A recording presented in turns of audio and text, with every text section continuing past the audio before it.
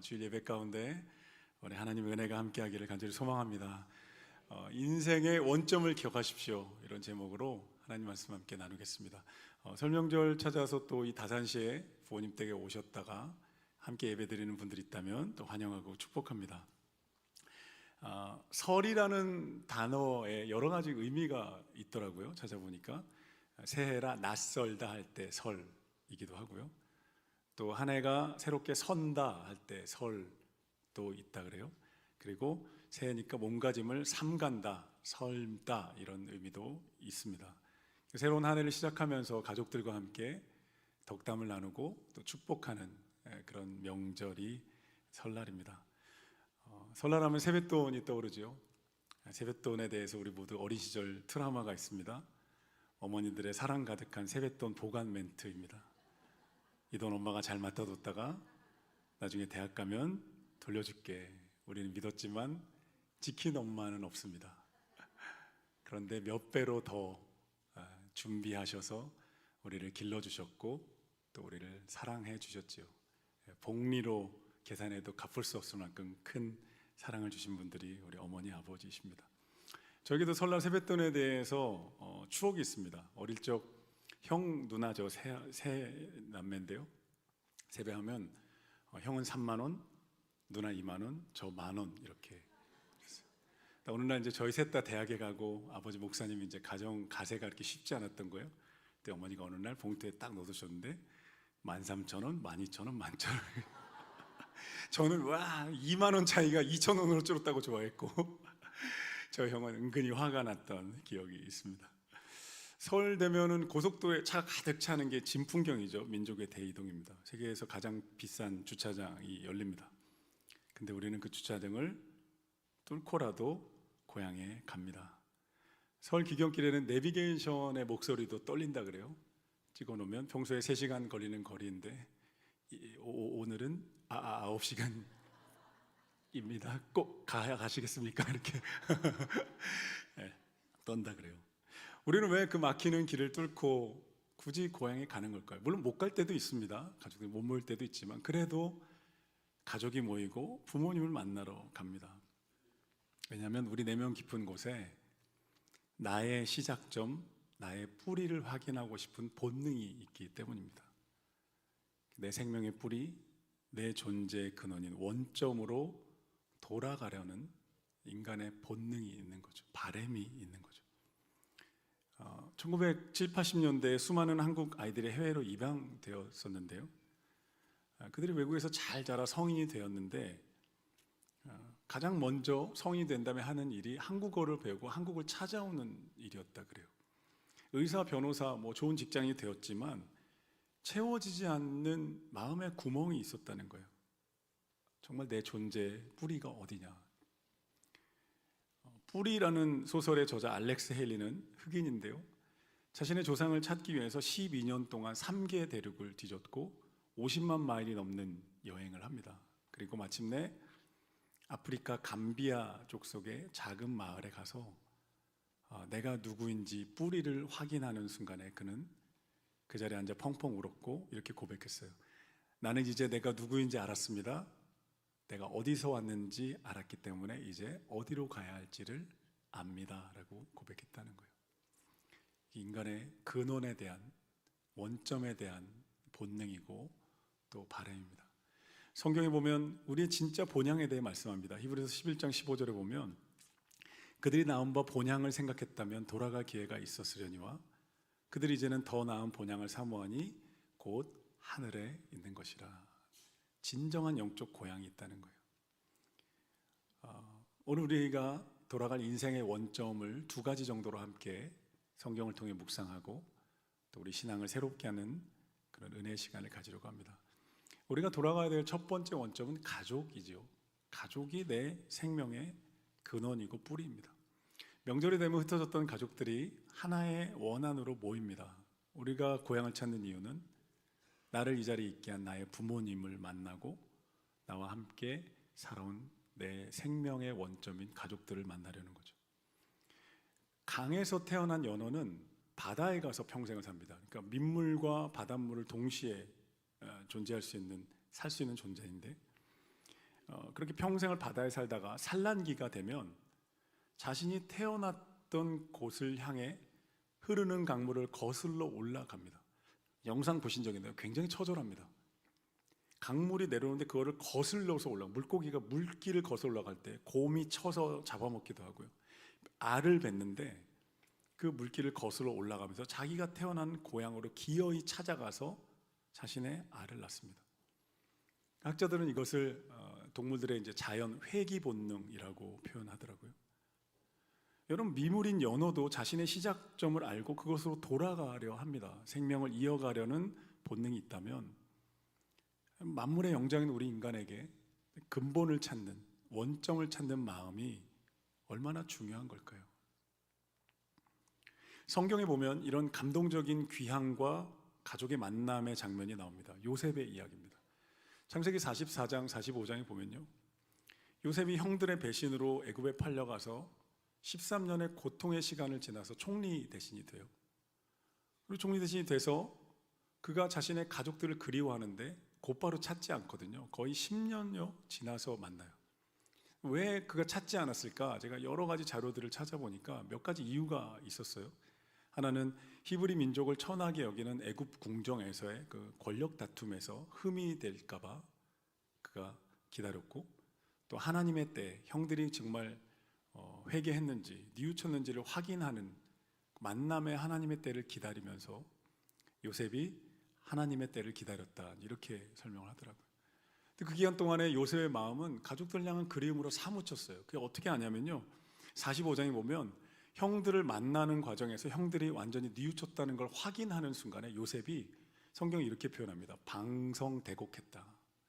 그러니까 엉엉 울되 우는 소리가 막 담벼락 너머까지 막 철퍼덕 주저앉아서 여러분 울었다는 거예요. 그리고 아버지, 형들과 화해하고 아버지를 모셔서 자신과 함께 살기 시작할 때 요셉의 상처 입었던 마음이 치유된 거죠. 자신의 원점을 회복했을 때 요셉은 인생의 진정한 근거를 되찾게 됩니다. 하나님은 가족이라는 원점을 통해서 우리의 지친 마음을 회복하시는 분인 줄로 믿습니다. 그래서 출애굽기 20장 12절에 보면요, 너의 부모를 공경하라, 그러면 내 하나님 여호와가 내게 준 땅에서 생명이 길리라 말씀하셨어요. 부모를 공경해야 합니다. 하나님의 질서입니다. 부모를 공경하는 자들이 이 땅에서 하나님의 은혜를 누립니다. 또 시편 128편 1절에 보면요, 여호와를 경외하는 가정은 결실한 포도나무 같을 거라 말씀하셨어요. 하나님을 경외하기 시작하면 그 가정에 하나님의 은혜와 평강과 축복이 흐르기 시작합니다. 하나님이 주인 되신 가정이라는 거예요. 여러분, 부모님을 공경하고 하나님을 경외하는 가정 되시기를 설 명절에 예수님의 이름으로 축복합니다.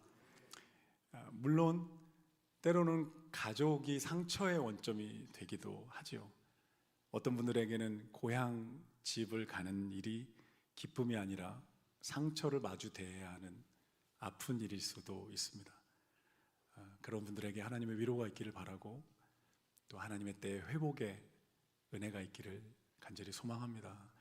그렇게 불완전한 육신의 가정이기 때문에 우리는 때로 아버지, 완전한 하늘 아버지의 품을 더욱더 필요로 합니다. 우리 인생에 돌아가야 될 두 번째 원점은 하나님입니다. 육신의 부모님도 결국 누군가로부터 생명을 받은 거잖아요. 부모님 올라가다 보면 아담이 나오고, 아담에게 생명을 주시는 분은 하나님이죠. 할렐루야, 할렐루야. 창조주 하나님으로부터 생명이 시작돼서 내게 흘러온 거예요. 인생의 궁극적인 원점은 하나님입니다.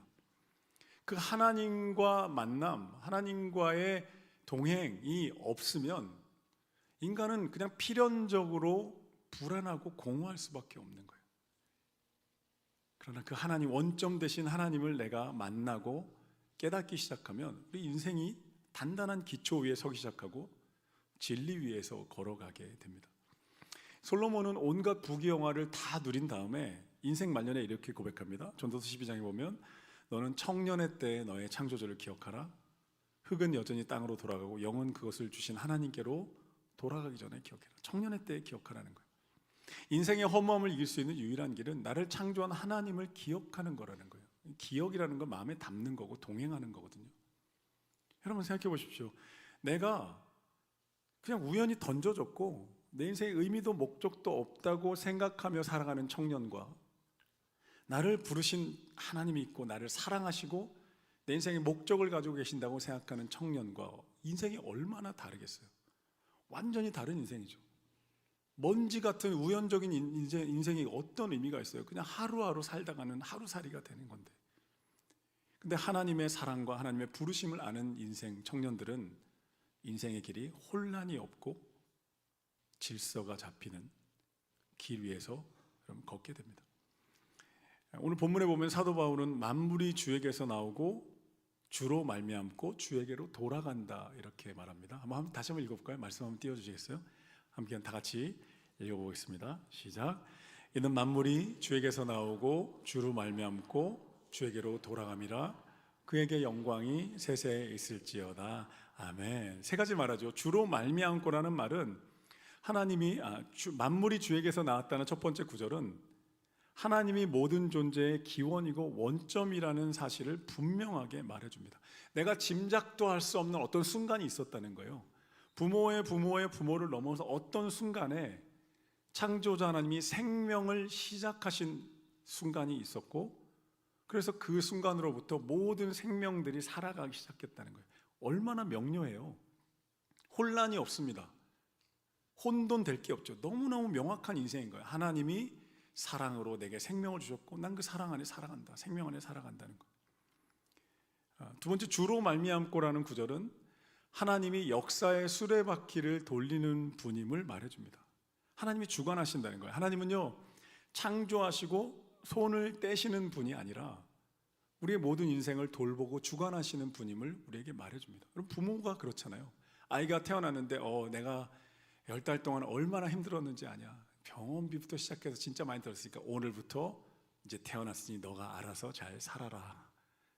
이런 부모 없잖아요. 아이들을 정말 전심을 다해 양육하고 길러냅니다. 청년이 돼도 요즘 청년들이 어려운 시대를 만났기 때문에 부모님들이 지원합니다. 도와줍니다. 결혼하면 나을까요? 결혼해도 도와줍니다. 결혼도 도와주고 아기 낳으면 그때부터 부모는 다시 한번 고생이 시작됩니다. 우리 처제가 쌍둥이 임신했거든요. 장모님이 저희 집에 와서 은결이 도와주다가 또 파주에 가서 쌍둥이 지금 낳기 전에 도와주다가 이제 태어나면 지금 고생길이 황혼 육아라 그러나요? 장모님 걱정돼가지고 제가 홍삼도 막 드리고 임팩타민도 사드리고 이런 사위가 없습니다.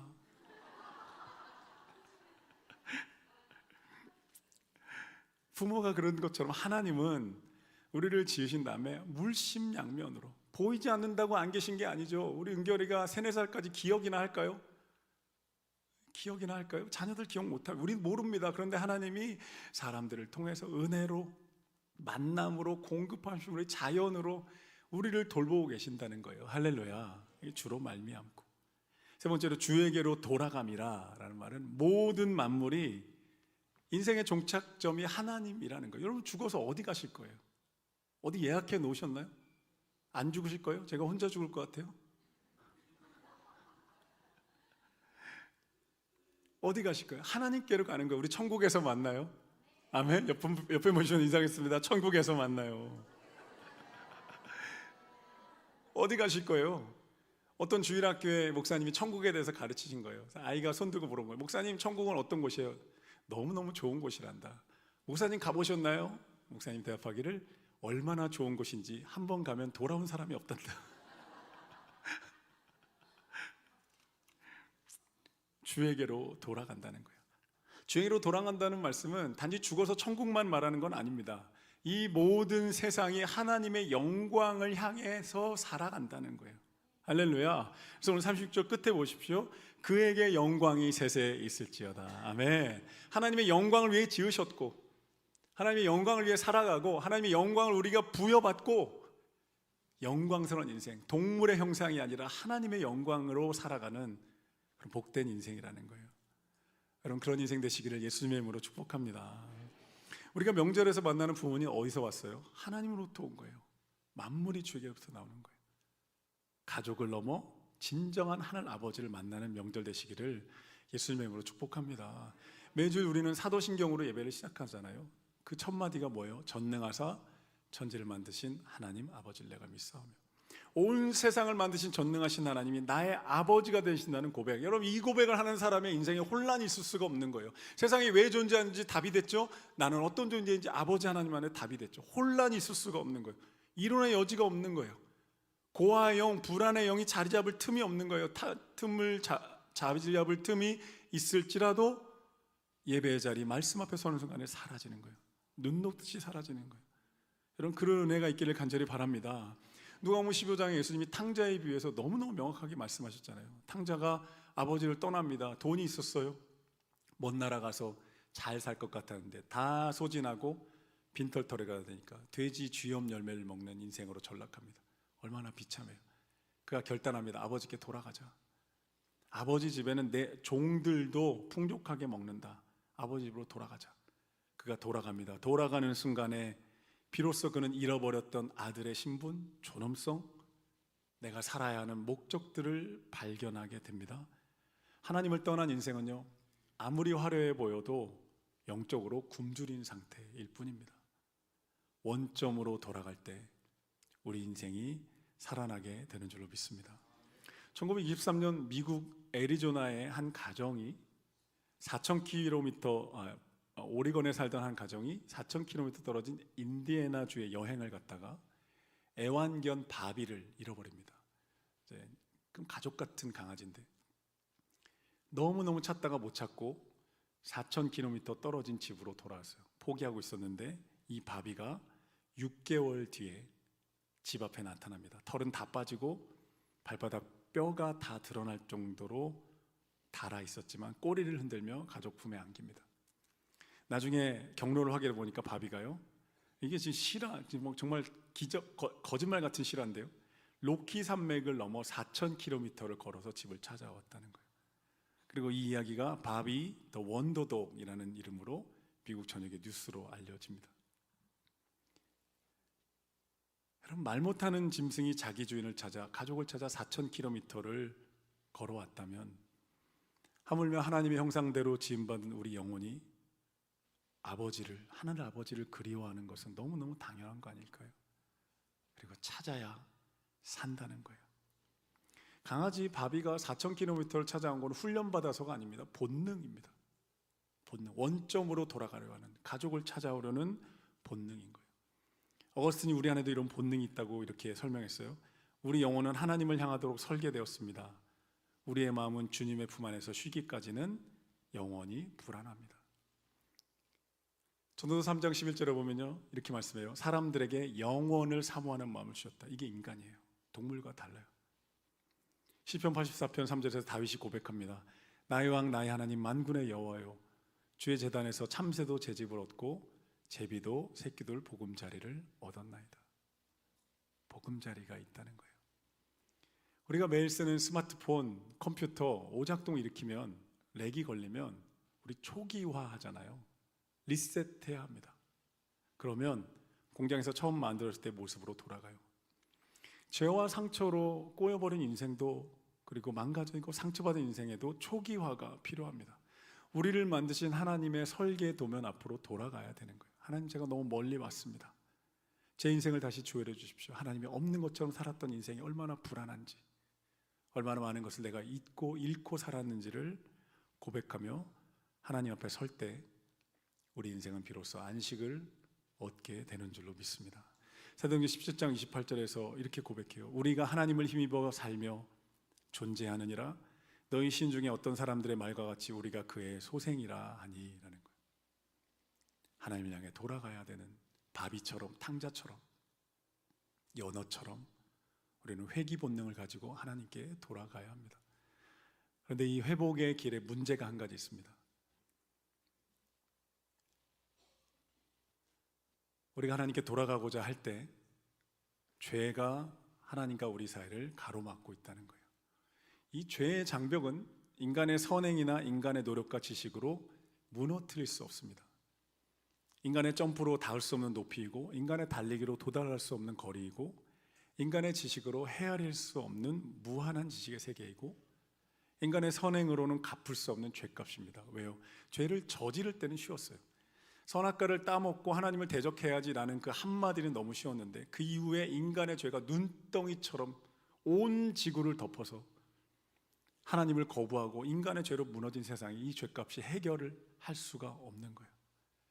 그래서 하나님이 그 죄의 문제를 해결할 수 있도록 외부에서 한 구원자를 보내주셨는데, 한 길을 열어주셨는데, 그것이 바로 예수 그리스도의 십자가입니다. 예수 그리스도의 십자가가 우리가 하나님께 돌아가는 구원의 길이라는 거예요. 할렐루야, 할렐루야. 히브리서 10장 19절 이렇게 말씀합니다. 그러므로 우리가 예수의 피를 힘입어 성소에 들어갈 담력을 얻었나니 그 길은 우리를 위하여 휘장 가운데로 열어놓으신 새로운 살 길이요. New Living Way가 있다는 거예요. 하나님께 돌아갈 유일한 길. 우리가 고향에 가는 길은 여러 갈래잖아요. 차 타고 가고 버스나 KTX나 비행기나. 그러나 하나님께 돌아갈 수 있는 유일한 길은 여러분 예수 그리스도의 십자가인 줄로 믿습니다. 영국 런던 탑에 가면 영국 왕실의 보물이 보관되어 있대요. 근데 그 보물이 워낙 미로처럼 복잡해서 관광객들이 길을 잃기 쉽다는 거예요. 그래서 여기 특별한 규칙이 있습니다. 가이드가 관광객들을 모아놓고 이렇게 말합니다. 반드시 저를 따라오셔야 합니다. 저의 등을 보고 오십시오. 저와 떨어지면 안 됩니다. 그러면 여러분은 보물을 구경할 수 있을 것이고, 놓치는 순간 여러분은 미로에 갇히게 됩니다. 하늘아버지께 가는 길도 마찬가지라는 거예요. 복잡한 세상 철학들, 인생의 수많은 지식과 경험들, 내 소유들, 하나님께 가는 티켓이 아니라는 거예요. 요한복음 14장 6절에서 예수님 말씀하시는 거예요. 내가 곧 길이고 진리고 생명이다. 나로 말미암지 않고 나의 십자가의 희생을 통하지 않고 죄를 못 풀기 때문에 하나님께 돌아갈 수 없다는 거예요. 하나님께 돌아가는 유일한 길은 예수 그리스도인 줄로 믿습니다. 예수님의 십자가 달렸을 때요, 한 강도가 옆에 함께 매달렸어요. 이 강도가 인생의 마지막 순간에 예수님을 붙잡습니다. 평생 사람들을 괴롭히고 돈을 빼앗고 강도질을 하던 그 인생이었는데, 그가 마지막 그 짧은 순간에 예수님 향해 말합니다. 주님, 당신이 낙원에 가실 때 나를 기억해 주십시오. 예수님 그 고백을 받으셔서 말씀하세요. 너가 오늘 나와 함께 낙원에 있을 것이다. 너 그 한마디면 된다. 잡고 있는 거 놓고 내 등을 바라보며 내 손 잡으면 된다. 그 말 한마디 붙들고 강도는 그날 낙원에서 예수님을 만납니다. 그 십자가에서 평생을 다른 방향으로 달리던 강도가 원점이신 하나님께 돌아오는 기적이 일어난 거죠. 여러분, 이런 은혜가 예수님을 바라보고 예수님의 손을 붙잡는 그런 여러분의 결정이 있게 되기를 간절히 소망합니다. 설 명절이 되면 가족들이 모이잖아요. 어떻게든 모입니다. 멀리 있어도 모입니다. 부모님께 갑니다. KTX 타고 어떻게 9시간 10시간 걸려서 갑니다. 우리 부목사님 중에 유목사님도 지리산에 가야 돼요. 엄마 만나러 갑니다. 우리 영혼도 마찬가지입니다. 사랑하는 아버지가 계신 곳을 가야 합니다. 원점이신 하나님께 가야 합니다. 그 하나님 만나요. 하나님의 그 근원 되신 하나님의 손을 붙잡아야 합니다. 한 가지 이야기 말씀드리고 설교 마무리할게요. 어니스트 해밍웨이의 소설 세상의 수도라는 책에 보면 스페인 마드리드를 배경으로 한 아주 짧고 강렬한 이야기가 나옵니다. 마드리드에 살던 한 아버지가 집 나간 아들을 간절히 찾고 있던 거예요. 아버지의 아들이 불화가 있었고 아들이 집을 뛰쳐나갔어요. 아버지는 후회하며 아들을 찾았어요. 못 찾았습니다. 너무너무 아들을 만나고 싶은데 아버지가 안 되겠다 싶어서 신문에 광고란에 짧은 글을 실었어요. 사랑하는 파코야. 파코가 스페인에 되게 흔한 이름이래요. 우리나라 뭐 철수나 민수 이런 것처럼. 사랑하는 파코야, 화요일 정오에 몬타나 호텔 정문에서 만나자. 다 용서했다, 사랑한다, 아빠가. 그리고 화요일 날 아빠가 몬타나 호텔 앞으로 갑니다. 어떤 일이 벌어졌을까요? 그 호텔 앞에는 무려 800명이 넘는 파코가 몰려들었던 거예요. 나도 아버지와의 관계를 회복하고 싶고 죄책감에 시달렸고 누군가 날 용서하고 사랑한다는 아버지의 음성을 듣고 싶어서, 다시 시작하자 말씀하시는 아버지의 음성을 듣고 싶어서 800명의 파코들이 온 겁니다. 사랑하는 성도 여러분, 이 파코의 모습이 800명의 파코가 오늘 살아가는 현대인들의 모습입니다. 어쩌면 우리의 모습일지도 모르죠. 나를 부르시는 하나님의 음성을 들어야 되는 거예요. 사랑하는 파코야, 사랑하는 파수나, 나와 함께 가자. 내가 다 용서했다, 사랑한다. 우리 영혼의 인생의 생명의 원점이신 하나님, 그분을 만나는 명절 되시기를, 육신의 가족만이 아니라 진짜 하늘 아버지와 하늘의 가족을 만나는 은혜가 있는 설 되시기를 예수님의 이름으로 축복합니다. 기도하겠습니다. 하나님, 만물이 주로 말미암고 만물이 주로 창조되었고 만물이 주께 돌아간다는 이 놀라운 진리의 말씀을 우리 마음에 담아주시니 감사합니다. 설 명절에 사랑하는 가족들과 행복한 시간 보내게 하시고, 그리고 사랑하는 하늘 아버지를 만나고 하늘 아버지를 내 인생 가운데 받아들이고 손잡는 은혜의 시간 되게 하여 주옵소서. 예수님의 이름으로 기도합니다.